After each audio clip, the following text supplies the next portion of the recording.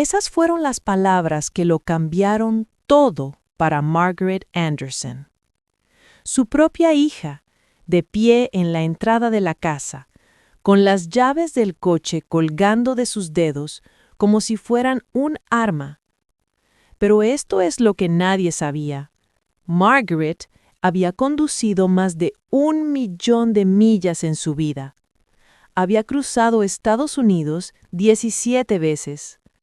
Había enseñado a cientos de personas a manejar. Entonces, ¿por qué su hija le estaba quitando las llaves? La respuesta te sorprenderá. Porque esto no se trata solo de una mujer perdiendo su independencia. Se trata de un secreto que familias de todo Estados Unidos están escondiendo en este mismo momento. Un secreto que separa a madres e hijas. Un secreto que podría afectar a ti o a alguien que amas. En los próximos minutos voy a revelarte 3 cosas que cambiarán la forma en que ves esta historia. Primero, la verdadera razón por la que Margaret dejó de conducir. Y no es lo que nadie esperaba. Segundo, las señales ocultas que la hija de Margaret pasó por alto durante más de 2 años. Señales que podrían haber evitado todo lo que ocurrió después. Y tercero, el descubrimiento impactante que hizo Margaret después de que le quitaran las llaves. Un descubrimiento que reveló la verdad que su hija había estado ocultando todo el tiempo. Esta historia comienza en un martes cualquiera por la mañana en Phoenix, Arizona. Pero al anochecer, todo lo que Margaret creía saber sobre su familia quedaría destruido. Déjame mostrarte exactamente cómo ocurrió. Margaret Anderson tenía 72 años y vivía sola en una pequeña casa en Maple Street. Su esposo Robert había fallecido 3 años antes. Su hija, Jennifer, vivía a solo 15 minutos con su propia familia, su esposo David y sus 2 hijos adolescentes, Emma y Lucas. Durante la mayor parte de su vida, Margaret había sido la fuerte, la capaz. Había criado a 4 hijos mientras trabajaba como conductora de autobuses escolares durante 30 años. Nunca faltó un solo día, nunca tuvo un accidente, ni siquiera una rayadura en sus vehículos. Después de la muerte de Robert, conducir se volvió aún más importante para Margaret. Significaba libertad. Significaba poder visitar a sus amigas, ir al supermercado, conducir a su club de lectura cada jueves por la tarde. No estaba lista para renunciar a eso. Pero Jennifer llevaba meses preocupada. Todo empezó de manera sutil. Margaret se olvidó de apagar las luces del coche un día. Perdió una cita médica. Llamó a Jennifer 3 veces en una misma tarde para hacerle la misma pregunta sobre la fiesta de cumpleaños de Emma. Luego, ocurrió el incidente en el estacionamiento del supermercado. Margaret retrocedió y chocó contra otro coche. Solo un pequeño golpe, nada serio. Pero no recordaba haberlo hecho. El otro conductor tuvo que llamar su atención y mostrarle el daño. Jennifer recibió la llamada del gerente de la tienda. Ahí fue cuando comenzaron las discusiones. Jennifer iba a su casa y le sugería que tal vez debería considerar reducir sus horas de manejo. Quizás conducir solo durante el día. Quizás evitar las calles más transitadas. Margaret se enfurecía. «He estado manejando desde antes de que tú nacieras», decía. «No me trates como a una niña». Pero Jennifer veía algo que Margaret no podía ver. O tal vez Margaret también lo veía, pero le aterraba admitirlo. Aquí está la verdad que la mayoría de la gente no entiende sobre esta situación. Realmente nunca se trata de manejar. Se trata de control, de identidad, de ver cómo alguien a quien amas va perdiendo partes de sí mismo y no saber cómo ayudar. Toda la vida adulta de Margaret había estado definida por su independencia. Quitarle las llaves era como quitarle su dignidad, su propósito, su prueba de que seguía siendo ella misma. Jennifer no quería ser la villana, no quería ser la hija que le arrebató la libertad a su madre, pero tampoco quería recibir la llamada diciendo que su madre había chocado contra un autobús escolar lleno de niños. La tensión creció durante 6 meses, y entonces llegó ese martes por la mañana. Aquí es donde las cosas se ponen realmente interesantes. Jennifer apareció en la casa de Margaret a las 9 de la mañana. No llamó antes. Trajo a David con ella para tener apoyo. Margaret estaba en la cocina preparando café, aún en bata. «Mamá, necesitamos hablar», dijo Jennifer.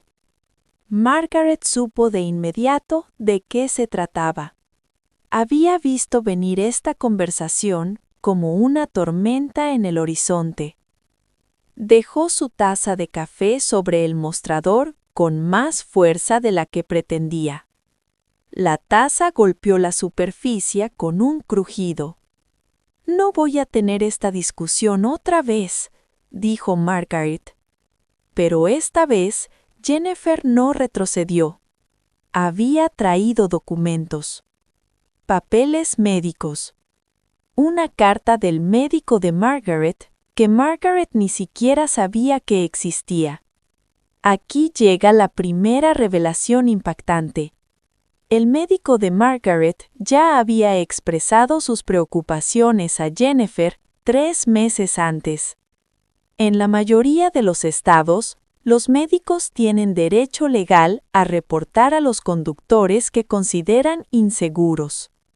El doctor había notado problemas de memoria durante la revisión rutinaria de Margaret. Cosas pequeñas. Margaret no podía recordar qué medicamentos estaba tomando. No podía recordar en qué año había muerto Robert. El médico realizó pruebas cognitivas. Margaret falló en 2 de 3. Margaret no sabía nada de eso, porque el médico había enviado los resultados directamente a Jennifer.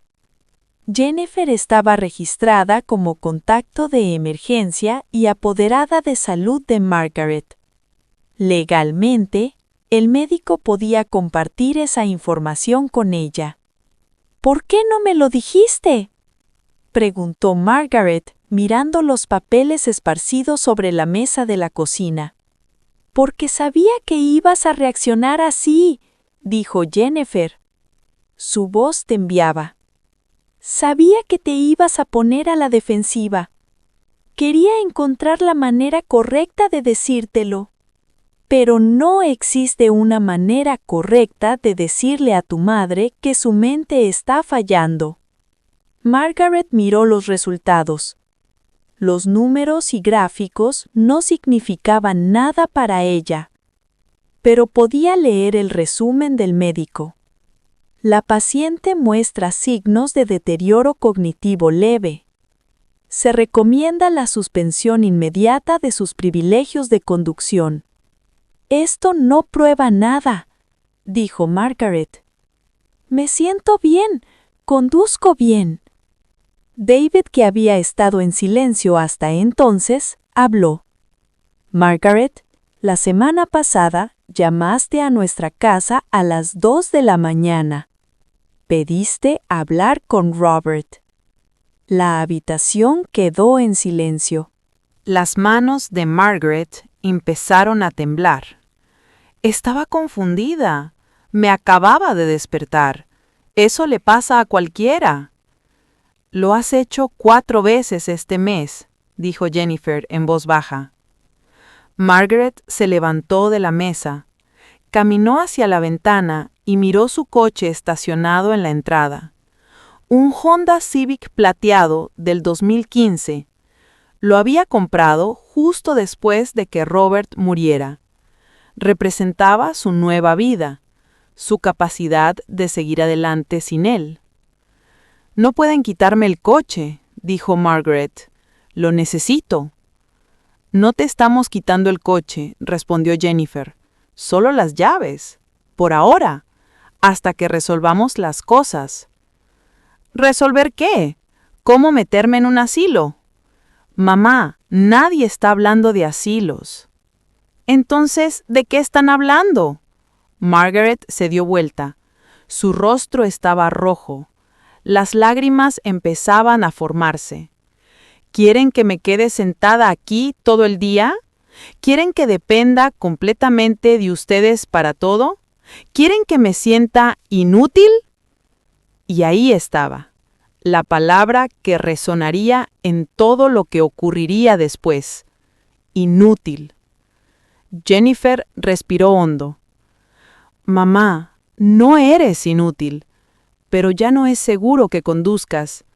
Y yo no...» Su voz se quebró.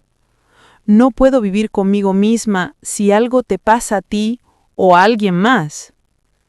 Margaret soltó una risa amarga. «Así que se trata de que tú te sientas mejor, de protegerte del remordimiento. Se trata de mantenerte viva». La discusión se intensificó.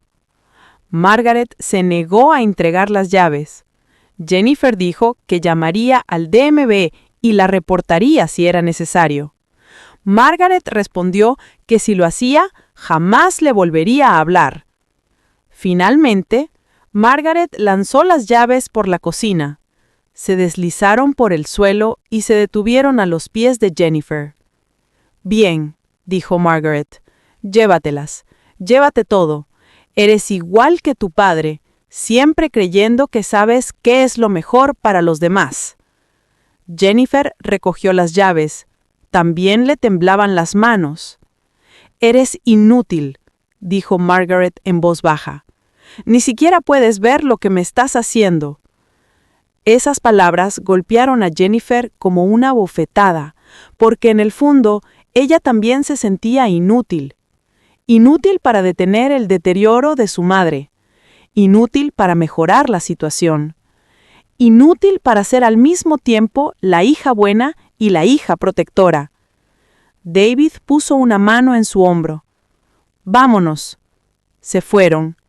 Margaret quedó sola en su cocina, escuchando el sonido del coche alejándose. Sus llaves habían desaparecido. Su independencia también. Pero si crees que ahí termina la historia, estás equivocado, porque lo que Jennifer no sabía, lo que nadie sabía, era que Margaret tenía un juego de llaves de repuesto escondido en el dormitorio. Pero, si te parece una locura, espera a escuchar lo que viene. Durante la semana siguiente, Margaret no le contó a nadie acerca del juego de llaves de repuesto. Las dejó en el cajón. Primero quería probarse algo a sí misma, que podía sobrevivir sin conducir. Jennifer llamaba todos los días. «¿Cómo estás, mamá? ¿Necesitas algo de la tienda?» Las respuestas de Margaret eran cortas, frías. «Estoy bien». Pero no estaba bien. Su casa se sentía como una prisión. No pudo ir al club de lectura el jueves. Se perdió su cita para arreglarse el cabello el viernes. Su amiga Dorothy la invitó a almorzar, pero Margaret tuvo que rechazar la invitación. ¿Cómo podía explicar que su propia hija le había quitado las llaves? La vergüenza era peor que la soledad. Pero esto fue lo que Margaret descubrió durante esa semana, algo que nunca había notado cuando podía conducir a donde quisiera. Su vecindario había cambiado. Había familias nuevas en su calle. La tienda de la esquina donde solía comprar leche había cerrado. El parque donde llevaba a sus hijos ahora estaba rodeado de obras de construcción. Phoenix estaba creciendo y cambiando, y Margaret sentía que se estaba quedando atrás. Al 8º día sin sus llaves, Margaret tomó una decisión. Sacó las llaves de repuesto del cajón, se vistió, entró en su auto y condujo hacia la tienda de comestibles. Se sintió como rebeldía, se sintió como libertad, se sintió como volver a ser ella misma. Navegó el estacionamiento con cuidado. Se estacionó lejos de otros autos. Entró y compró lo que necesitaba. Al salir, se sintió victoriosa. ¿Ves? Todavía podía hacerlo. Jennifer estaba equivocada. El doctor estaba equivocado. Pero en el camino de regreso a casa, algo pasó. Margaret pasó de largo su calle. Había vivido en ese vecindario durante 40 años, pero de pronto las calles se veían desconocidas. Dio la vuelta, probó otra calle. Tampoco era la correcta. Su corazón empezó a latir más rápido. ¿Dónde estaba? Se orilló, sacó su teléfono, pero no recordaba cómo usar la aplicación del GPS. Emma se lo había enseñado una vez, pero los pasos ahora eran borrosos. Margaret se quedó sentada dentro del auto, a un lado de una calle que no reconocía, aferrada al volante. Pasaron 20 minutos, luego 30. No reconocía ninguna de las casas a su alrededor. Los letreros de las calles parecían escritos en un idioma extranjero. Finalmente, una joven tocó su ventana. Señora, ¿está bien? Margaret bajó la ventana. Yo estoy tratando de llegar a Maple Street. ¿Maple Street? Está a solo 2 cuadras. ¿Está perdida? A 2 cuadras. Había estado sentada a 2 cuadras de su propia casa. La joven, cuyo nombre era Sara, se ofreció a ayudar. Miró la dirección de Margaret en su licencia y dijo: «Voy a seguirla hasta su casa para asegurarme de que llegue bien». Margaret quiso negarse. Quiso decir que estaba bien, pero no estaba bien. Y ahora lo sabía.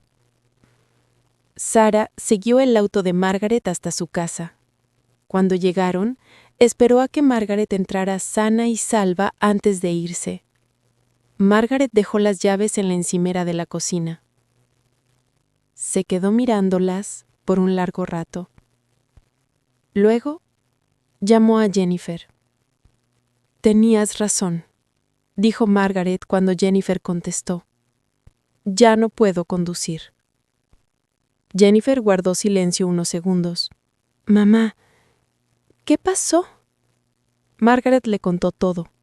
Las llaves de repuesto, la ida al supermercado, haber perdido el rumbo a 2 cuadras de casa.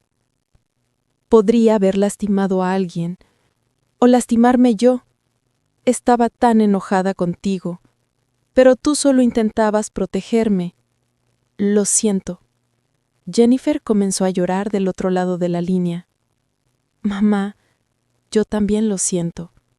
Debería haberte hablado de otra manera. Debería haber... No, la interrumpió Margaret. Hiciste lo que tenías que hacer. Yo estaba siendo terca, pero Jennifer, necesito que entiendas algo. Esto es difícil para mí.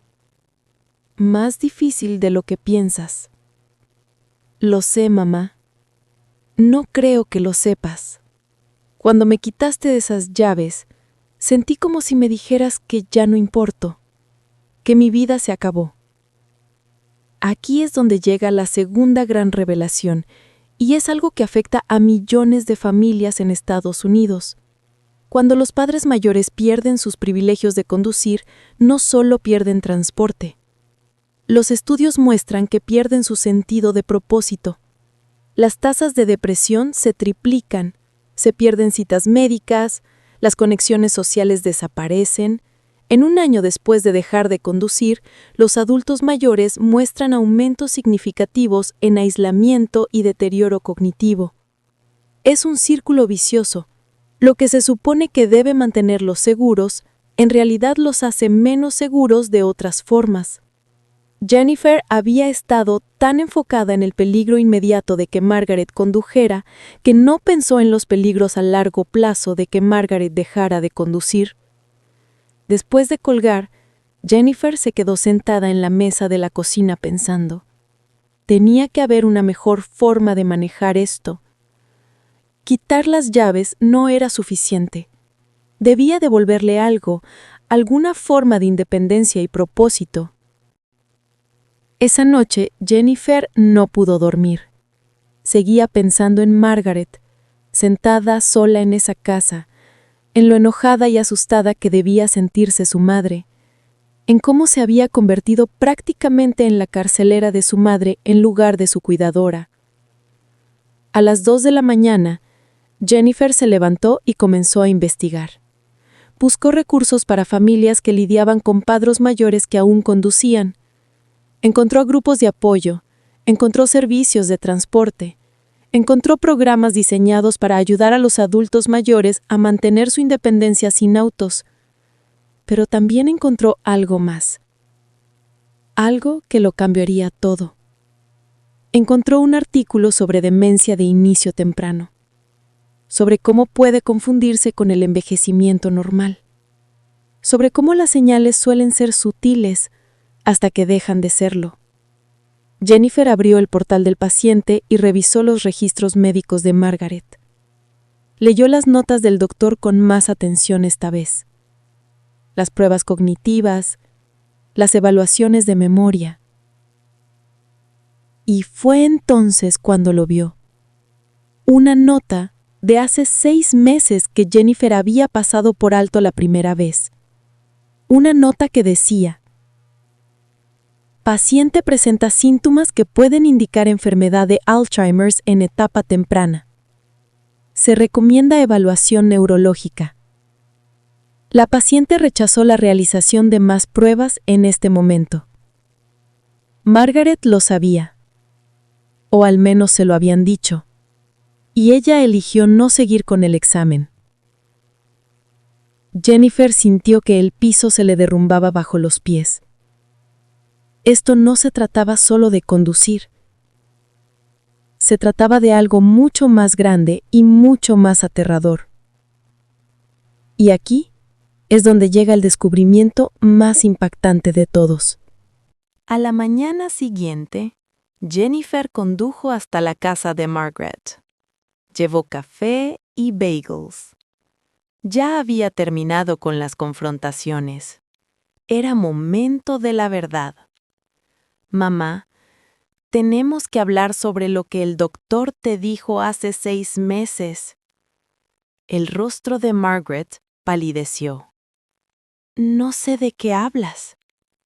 Sobre la evaluación para detectar Alzheimer's, sobre la recomendación de hacerte pruebas neurológicas. Margaret dejó su café sobre la mesa. Miró por la ventana. Durante un largo momento, no dijo nada. Finalmente, sabía que tarde o temprano lo descubrirías. ¿Por qué no me lo dijiste? Porque una vez que lo confirman, es real. Una vez que hay un diagnóstico, todo cambia. Dejo de ser tu madre y me convierto en tu paciente. Me convierto en alguien a quien manejar y de quien preocuparse. Jennifer se acercó. Siempre vas a ser mi madre. Un diagnóstico no cambia eso. Cambia todo, dijo Margaret. Su voz era dura. ¿Recuerdas a la abuela Patricia? La madre de tu padre. Ella tenía Alzheimer's. ¿Te acuerdas de lo que le pasó? Jennifer sí lo recordaba. La abuela Patricia había vivido con ellas durante 2 años antes de morir. Esos años habían sido difíciles, muy difíciles. Patricia había olvidado quiénes eran. Había salido de la casa en plena noche. Se había vuelto irritable y a veces violenta. Eso había destrozado a la familia. No quiero ser como ella, dijo Margaret. No quiero que mis nietos me recuerden de esa manera.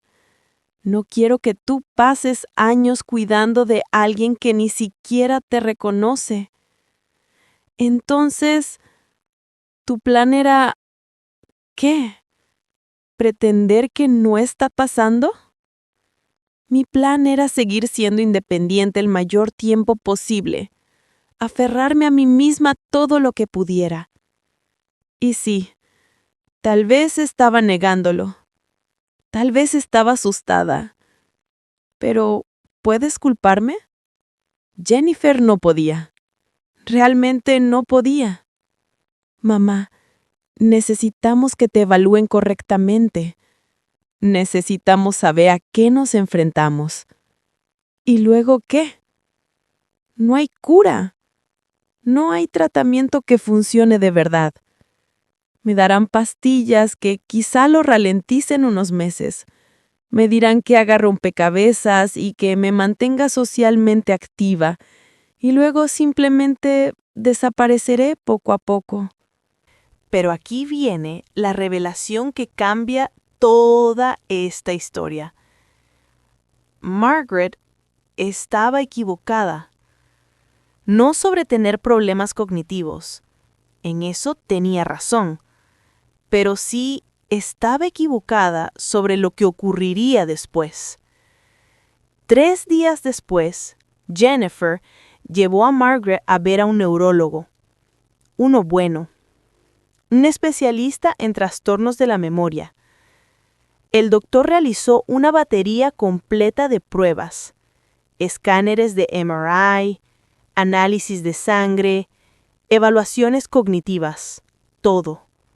Y cuando llegaron los resultados, mostraron algo inesperado. Margaret no tenía Alzheimer's. Tenía algo llamado hidrocefalia normotensiva, o NPH. Es una condición en la que se acumula líquido en el cerebro y provoca síntomas que parecen exactamente los de la demencia. Problemas de memoria, confusión, pérdida de equilibrio, dificultad para caminar. Pero aquí está la diferencia crucial. La NPH es tratable. Con un procedimiento quirúrgico para drenar el exceso de líquido, muchos pacientes recuperan gran parte de su función cognitiva. Recuperan sus recuerdos, la confusión desaparece, pueden volver a una vida normal. Margaret había vivido más de 1 año con una condición cerebral tratable, creyendo que tenía una demencia incurable.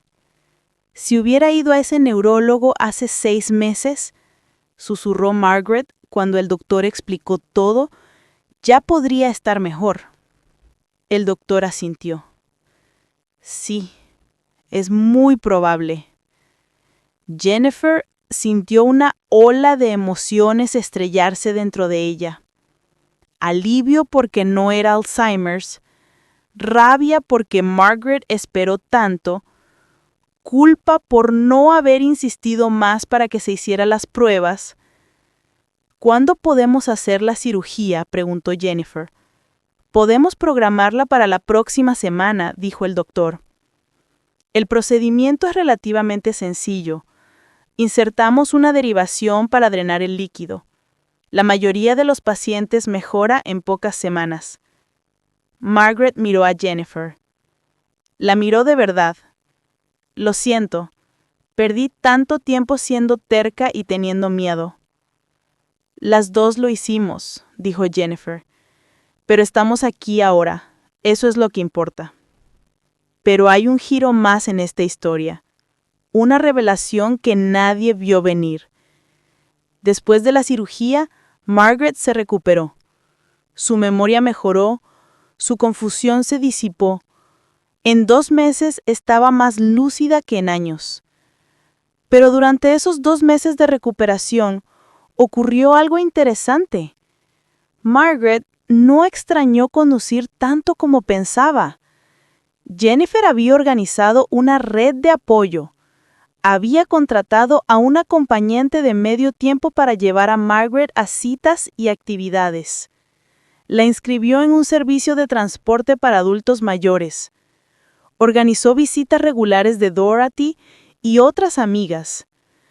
Margaret se unió a un nuevo club de lectura que se reunía en el centro comunitario, a distancia caminable de su casa. Empezó a ser voluntaria en la biblioteca local 3 días a la semana. Hizo videollamadas con Emma y Lucas todos los domingos. Su vida en realidad se volvió más plena, no más vacía. ¿Sabes qué es lo curioso?, le dijo Margaret a Jennifer una tarde. Pasé tanto tiempo luchando por conservar mis llaves porque pensé que eso era independencia, pero ahora tengo más independencia que cuando conducía. ¿Cómo lo explicas?, preguntó Jennifer. Porque ya no estoy aislada, ya no estoy sola. Tengo gente que me visita, que me ayuda, que forma parte de mi vida. Cuando conducía, pensaba que no necesitaba a nadie, pero eso no era independencia, eso era solo soledad disfrazada de libertad. Jennifer reflexionó sobre las palabras de su madre durante mucho tiempo después de esa conversación y se dio cuenta de algo importante. La pelea por las llaves nunca había sido realmente sobre conducir. Se trataba de amor, de miedo y del desafío imposible de ver a alguien a quien amas necesitar ayuda cuando esa persona intenta desesperadamente demostrar que no la necesita. La historia de Margaret no es única. Está sucediendo en hogares de toda América en este mismo momento. Hijos adultos debatiéndose sobre cuándo quitar las llaves. Padres ancianos luchando por mantener su independencia y dignidad. Esto es lo que la mayoría de la gente no se da cuenta. Aproximadamente 10,000 estadounidenses cumplen 70 años cada día. Para el 2030, 1 de cada 5 estadounidenses tendrá 65 años o más. Eso significa que esta conversación sobre conducir e independencia será cada vez más común, y la mayoría de las familias no están nada preparadas. Hablemos de por qué esto te importa a ti, incluso si no estás lidiando con esta situación ahora mismo. Primero, si eres un adulto joven, debes entender que probablemente algún día estarás en esta posición, ya sea como el hijo adulto que debe quitar las llaves, o como el padre anciano al que se las quitan. La manera en que manejamos estas situaciones hoy establece el precedente para cómo se manejarán mañana. Segundo, la revelación médica en la historia de Margaret, el diagnóstico erróneo, la condición tratable que se confundió con demencia, ocurre más seguido de lo que piensas. Estudios sugieren que hasta un 30% de los diagnósticos de demencia podrían ser otras condiciones, algunas tratables, algunas reversibles. Esto significa que si tú o alguien que amas muestra señales de deterioro cognitivo, obtener una evaluación neurológica adecuada no es opcional, es esencial. Margaret perdió un año entero de su vida en confusión y miedo, porque no se hizo las pruebas correctas. Pero hay una implicación aún mayor sobre cómo vemos el envejecimiento en nuestra sociedad. Tenemos una visión binaria. O eres completamente independiente, o eres completamente dependiente. O eres capaz de todo, o no eres capaz de nada. Esto es lo que hizo que la situación de las llaves fuera tan explosiva para Margaret y Jennifer. Margaret pensó que necesitar ayuda significaba que era inútil, que aceptar limitaciones equivalía a renunciar a la vida. Lo veía como todo o nada. Pero la vida real no es binaria. La verdadera independencia tiene que ver con tener opciones, sistemas de apoyo y autonomía dentro de tus capacidades reales. No se trata de hacerlo todo tú solo. Se trata de vivir la vida más plena posible con las habilidades que tienes. Piénsalo así. No le decimos a los padres jóvenes que son inútiles porque necesitan ayuda con el cuidado de los niños. No le decimos a alguien que se recupera de una cirugía que es un fracaso por necesitar asistencia. Pero de alguna manera, cuando las personas mayores necesitan apoyo, lo tratamos como una pérdida fundamental de dignidad. Esta mentalidad lastima a todos. Daña a personas mayores como Margaret, que sufren en silencio en vez de pedir ayuda, que arriesgan sus vidas y las de otros para mantener la ilusión de independencia total. Y lastima a hijos adultos como Jennifer, que quedan como villanos cuando solo tratan de mantener a sus padres seguros, que cargan con una culpa aplastante, no importa la decisión que tomen. Esto es lo que debe cambiar. Necesitamos empezar a tener estas conversaciones antes, no cuando ya hay una crisis, no cuando alguien ya se perdió o tuvo un accidente, sino años antes, cuando todos están lúcidos y las emociones no están desbordadas. Las familias deberían hablar sobre un plan de retiro de manejo, igual que hablan sobre un plan de retiro financiero. ¿Cuáles son las señales de que es tiempo de dejar de conducir? ¿Qué alternativas de transporte estarán disponibles? ¿Cómo se mantendrán las conexiones sociales?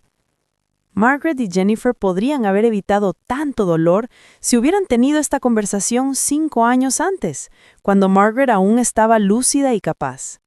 También necesitamos mejores sistemas para apoyar a las personas mayores que no pueden conducir. En muchas comunidades estadounidenses, perder la licencia significa perder acceso a todo: supermercados, médicos, amigos, actividades sociales. El transporte público a menudo no llega bien a zonas suburbanas o rurales. Los servicios de viajes compartidos pueden ser caros y confusos para las personas mayores. Y los familiares tienen sus propios trabajos y responsabilidades. Este es un problema social, no solo familiar. Algunas comunidades están desarrollando mejores soluciones: programas de conductores voluntarios, servicios de transporte para adultos mayores, centros comunitarios con actividades regulares, opciones de telemedicina que reducen la necesidad de trasladarse. Pero estos recursos se distribuyen de manera desigual. Si vives en una ciudad grande, quizás tengas opciones. Si vives en el campo, tal vez no tengas ninguna. Y aquí hay otra implicación que a menudo se pasa por alto: el impacto financiero. Cuando las personas mayores no pueden conducir, alguien debe brindar transporte. Eso puede significar que los hijos adultos falten al trabajo para llevar a sus padres a citas médicas. Puede significar pagar servicios médicos de transporte costosos. o contratar cuidadores a tiempo completo antes de que sea realmente necesario. Jennifer calculó que en los 2 meses después de quitarle las llaves a Margaret, perdió aproximadamente 40 horas de trabajo llevándola a lugares. Eso es una semana completa. Y ella fue afortunada. Tenía un trabajo flexible que se lo permitió.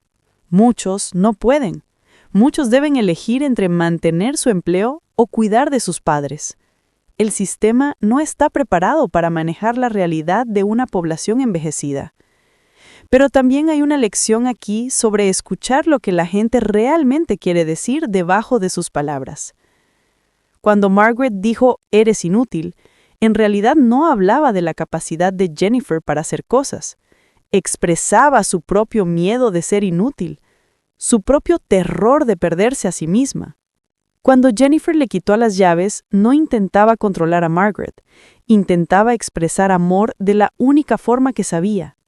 Su pelea no era sobre las llaves, era sobre lo aterrador que es amar a alguien que está cambiando, sobre lo impotente que se siente uno al ver a alguien deteriorarse, sobre lo imposible que parece proteger a alguien sin dejar de respetarlo. Esto es cierto en tantos conflictos familiares. La discusión superficial, las llaves, el manejo, la logística, rara vez es el verdadero problema. Pelean por miedo, por amor, por lo imposible que es mantener a alguien seguro mientras lo deja ser libre. Entender esto no hace estas situaciones más fáciles, pero puede hacerlas un poco más llevaderas, un poco más compasivas. El camino de Margaret también revela algo importante sobre la defensa médica. Ella había ido al mismo médico durante 20 años. Ese médico notó problemas cognitivos, pero no insistió lo suficiente en una evaluación neurológica. Margaret rechazó más pruebas, y el médico lo aceptó. Esto es común. Los médicos están ocupados, los pacientes se resisten, los problemas cognitivos se desarrollan lentamente. Es fácil que las cosas pasen por alto. Esto significa que los familiares a veces deben ser quienes insistan, los defensores, los que exigen más pruebas, segundas opiniones, referencias a especialistas. Jennifer desearía haber insistido en la evaluación neurológica 6 meses antes. Desearía haber superado la resistencia de Margaret. Pero, ¿cómo sabes cuándo insistir? ¿Cómo distingues entre respetar la autonomía de tu padre y permitirle tomar una decisión peligrosa? No hay una respuesta fácil. Cada situación es diferente. Pero aquí tienes una guía.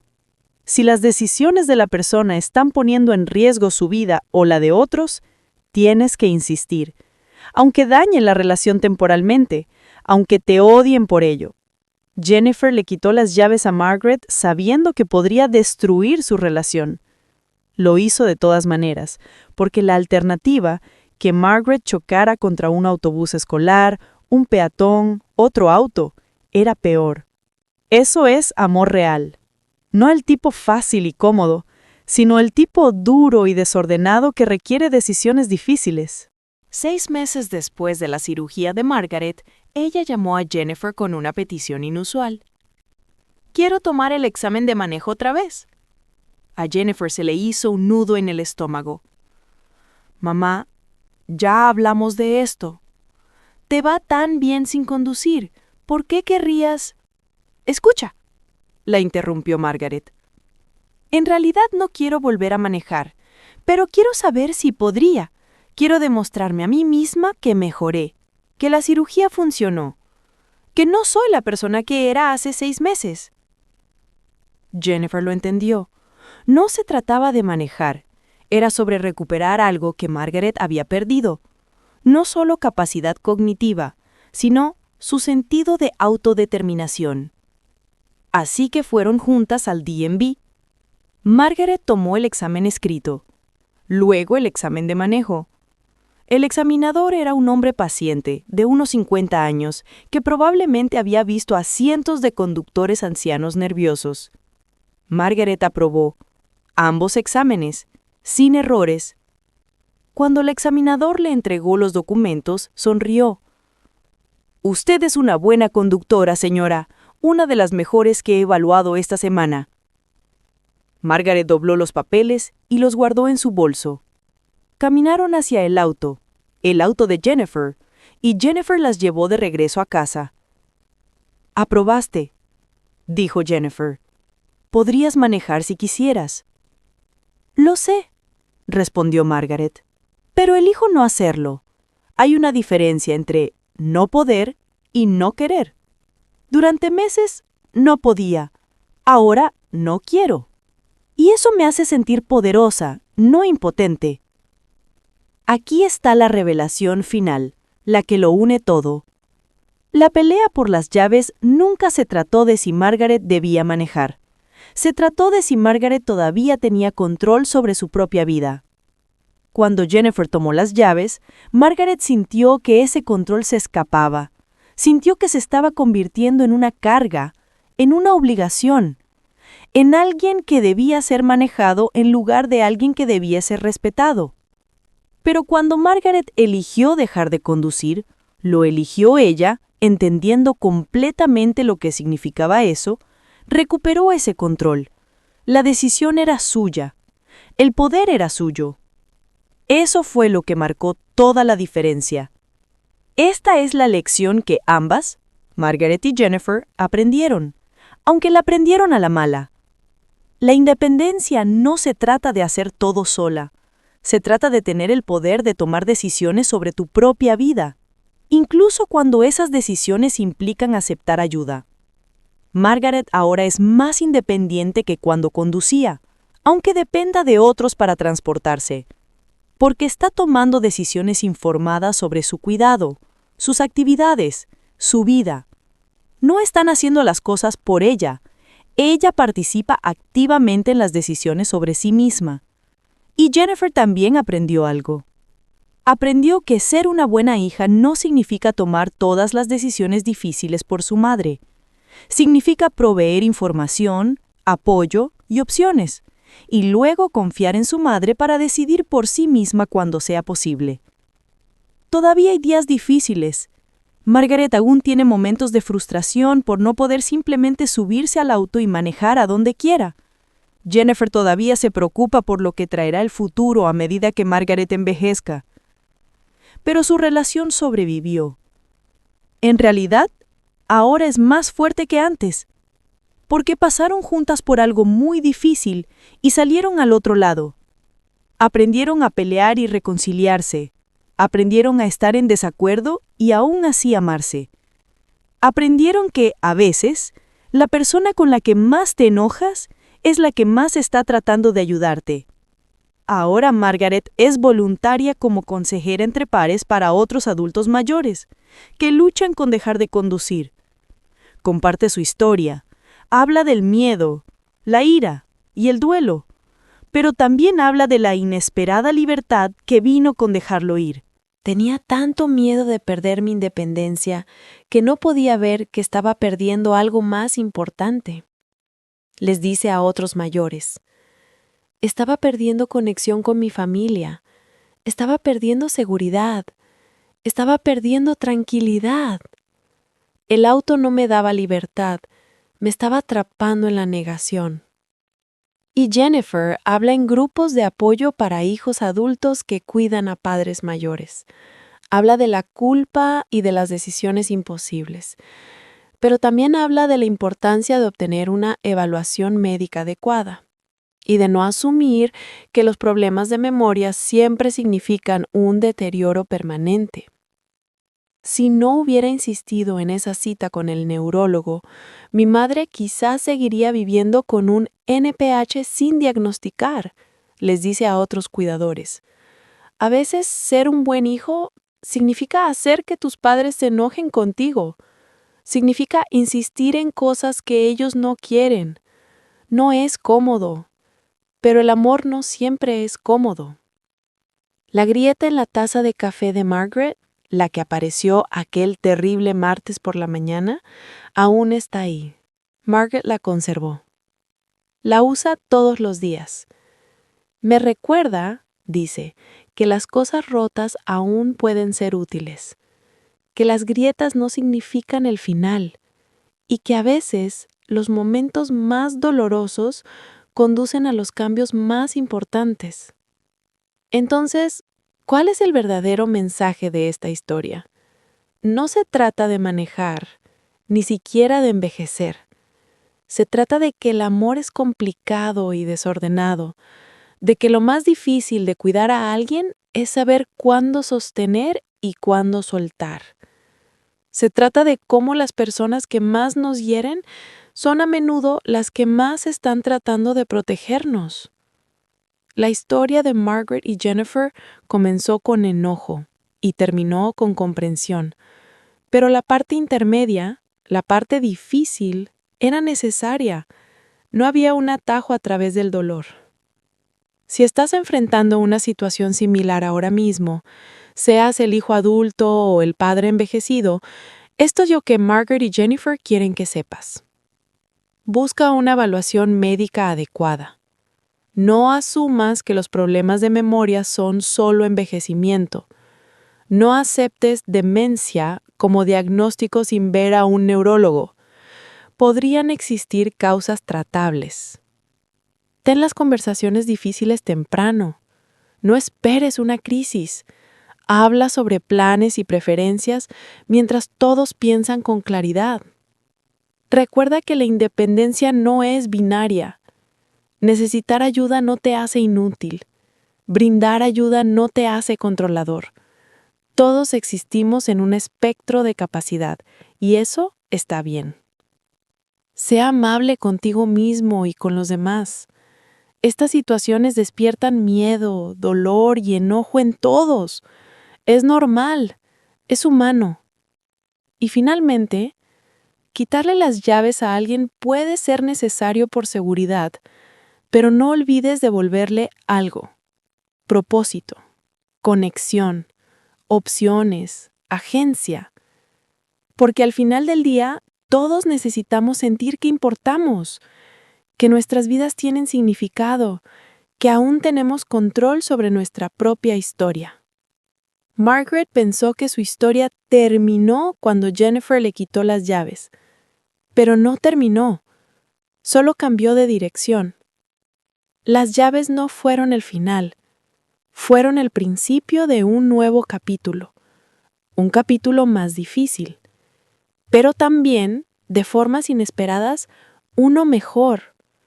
Porque a veces perder algo te obliga a descubrir lo que realmente necesitabas desde el principio. Y a veces, la hija que te quita las llaves es la misma que te ayuda a encontrar el camino de regreso a casa.